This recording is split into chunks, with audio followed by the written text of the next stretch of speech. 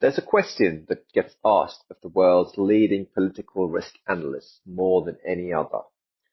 It's not what's happening in the news now. It's not who's winning. It's this. What keeps you up at night? And the answer, from people whose entire life is to see around corners, might not be what you expect. It's not World War III. It's not the collapse of democracy. It's not even Donald Trump. It's something quieter, something with no army, no flag, no negotiating table.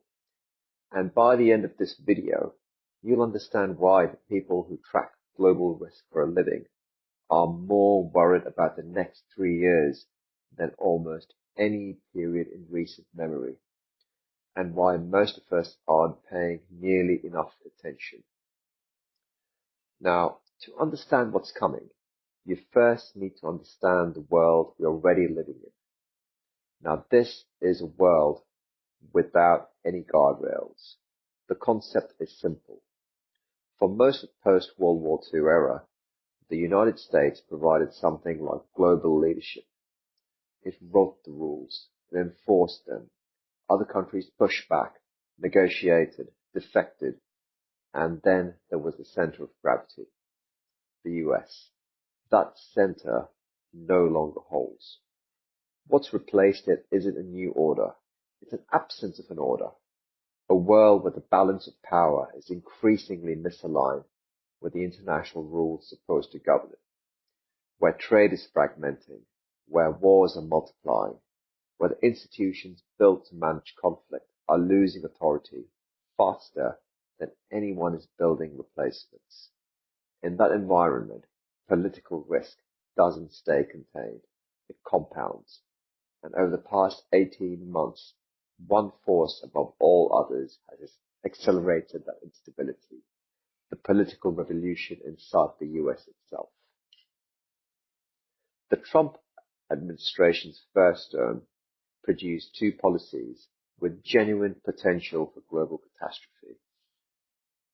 But the second term was even worse.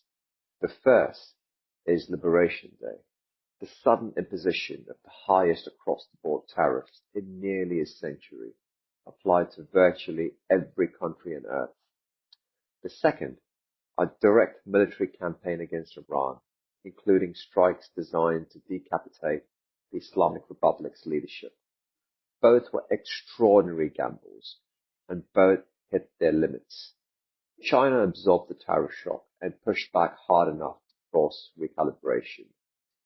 Iran, meanwhile, deployed a weapon that Trump hadn't fully priced in. It shut down the Strait of Hormuz, one of the most critical arteries of global oil and trade. The resulting economic pressure was so severe that the White House, by its own private admission, was staring at what it called a global economic catastrophe. Markets moved, courts intervened, public opinion shifted, and the most maximally disruptive period of Trump's presidency quietly passed its peak. Now, this doesn't mean the next 2 years is going to be stable under Trump, but the window for truly catastrophic unilateral action, the kind that shapes the world overnight, has narrowed significantly. US-China relations will remain tense and structurally adversarial, but armed conflict over Taiwan? Probably unlikely. The Middle East will stay volatile. More Israeli strikes, more Hezbollah activity, a Gulf region increasingly split between competing blocs. But a region-wide war capable of triggering global recession? That window too has likely closed. So where does the real danger lie? That comes to Russia. If there's one human being whose decisions carry the highest probability of producing a genuinely catastrophic outcome in the next 3 years, I would say that is Vladimir Putin. Not because Russia is winning, because it's losing, and Putin has no way out. The strategic failure of Russia's invasion of Ukraine is now almost without modern precedent. NATO has expanded to include countries that were once considered firmly in Russia's orbit. Europe has become an adversary rather than the customer. Russia has lost more than 400,000 young men, a generation of them in a war that was supposed to take days. The Russian war economy is beginning to crack, and Ukraine, the country Putin expected to fold in 3 days, now feels the most combat-hardened, most sophisticated military force on the European continent. For an entire generation of Ukrainians, Russia's defeat is not a policy preference, it's civilizational priority. And here is a part that should concern everyone. Putin has no meaningful checks on his power. His inner circle is narrow in competence and unwilling to deliver unwelcome news. He has become physically isolated, spending almost no time in public, rarely meeting advisors outside a tiny inner circle. He has rejected every offer-up offered by Trump, who offered extraordinarily favorable ceasefire terms, and by Xi Jinping, who has privately raised the possibility of a climb down and was ignored. His closest ally now is Kim Jong-un from North Korea. Now let that land for a moment. Meanwhile, the pressure at home is mounting. Drone strikes are hitting Moscow and St. Petersburg daily. Crimea has declared a state of emergency. Russian elites, consuming uncensored news via back-channel sources, are watching the situation deteriorate in real time, even as the state media pretends nothing is happening. Now, what does a cornered leader with no checks and balances and has no exit, what will they do? That's the question.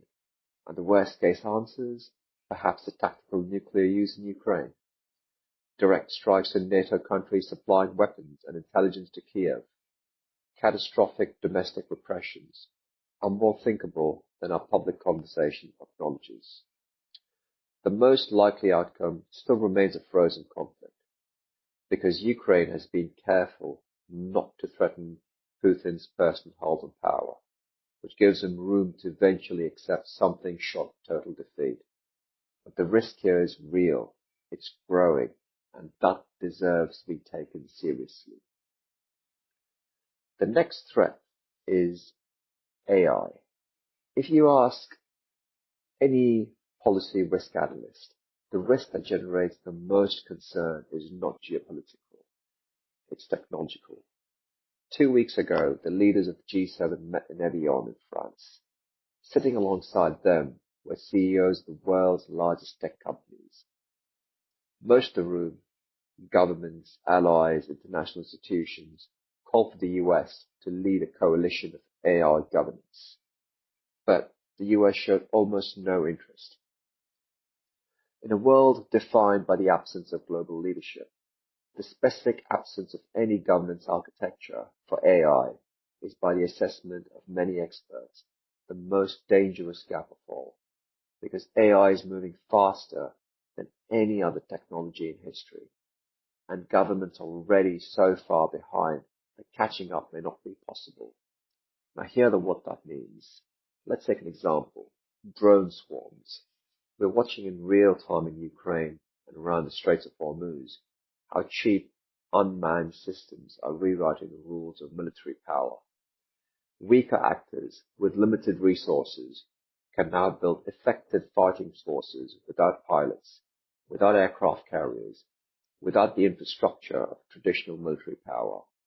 Most current drones are human-controlled, but AI programmable swarms, systems that can identify, track, and engage targets autonomously, are already operational. Chief security officers across the world have been blunt in private conversations. There is currently no effective defense against a large-scale AI-enabled drone attack on an open-air mass event.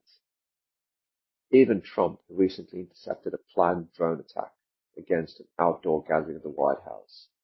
The deterrence architecture built after 9/11, trillions of dollars in surveillance, tracking, and hard infrastructure, was designed for a different threat, but that threat no longer exists in the future. And that is why AI is so powerful, and we have no guardrails around that. Let's take another example. bioweapons. This is the risk that's the most serious of all. We haven't had yet the first AI-designed pandemic. It's hard to imagine we won't. The tools already exist to design novel viruses and biological agents with a precision that was previously impossible. Leading AI scientists and CEOs have called urgently for restrictions on synthesized DNA cells and the machines that produce them. Those calls have largely gone unheeded, and even if they had not, the spread of publicly available AI tools means the window for effective deterrence against states, organizations, or lone actors is narrowing fast. This is why some of the most prominent AI labs are now making significant early investments in bioresilience infrastructure, protective equipment, air filtration systems, rapid response medical countermeasures, not because they think it's inevitable, because they think the probability is high enough that preparation is rational. So, what keeps me up at night? Not the headlines, not the noise. It's the structural condition underneath all of it.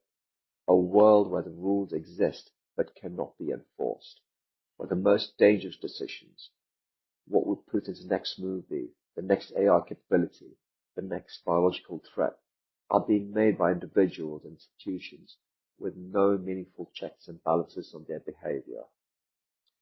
Let's take this for a moment. The next Hiroshima event is going to be with AI. I'm not sure what it would look like, but I think it would be a major disruption that shakes everyone's sense of security to the core. And there are so many risks from these advances that nobody knows where to focus. I know it's not a reassuring answer, but I'm being honest. And in a world that's moving so fast, understanding the risk clearly is the first step towards doing something about it. Now, if you found this useful, subscribe for more analysis on the shapes, on the forces shaping the world,